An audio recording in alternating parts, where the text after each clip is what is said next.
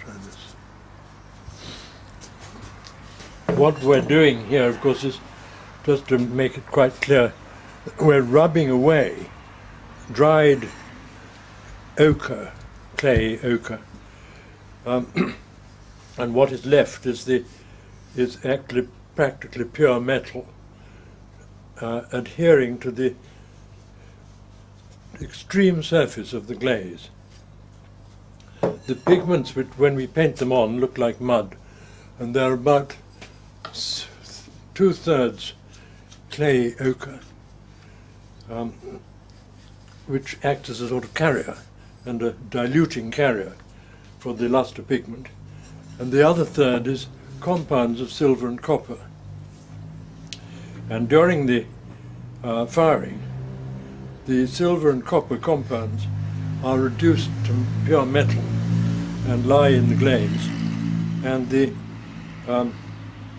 clay ochre lies on the surface. And then we can rub it off and reveal the lustre, as I'm doing now. And this is a very exciting one. Now you can see it developing. That's amazing lustre.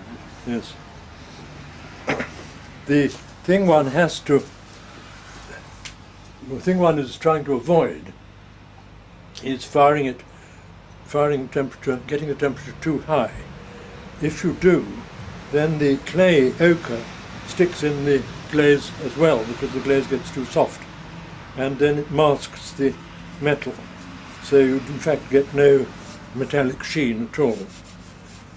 Alternatively, in the lower parts of the kiln, if it doesn't get hot enough, nothing very much lies in the surface of the glaze, and you just get a pale fuzz of colour, nothing else.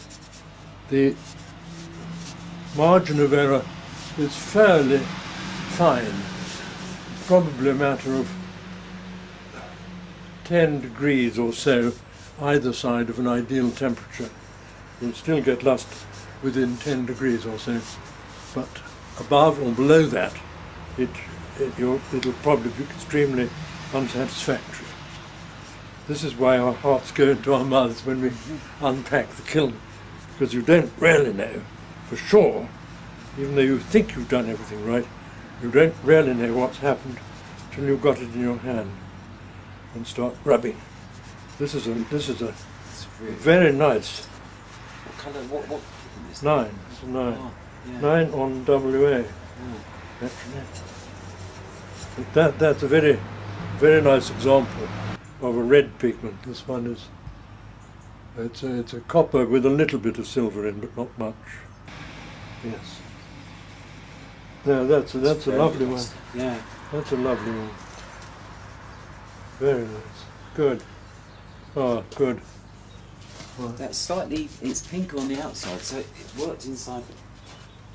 It's yes. still got lustre, but it's slightly pinker there, isn't it? Yes, it's quite Inside interesting is- to see this. The inside, which was exposed to the draft, is much better lustre than the back part, which is red rather than lustre there. That shows how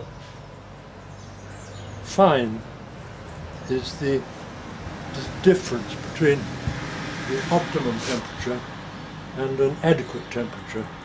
Here it's just a little bit cooler, and the lustre has developed considerably less on that side than on this side.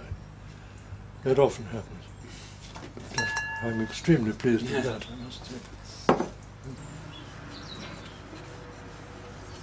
Here's quite an interesting one. It's a different glaze, it's a more fusible glaze, and this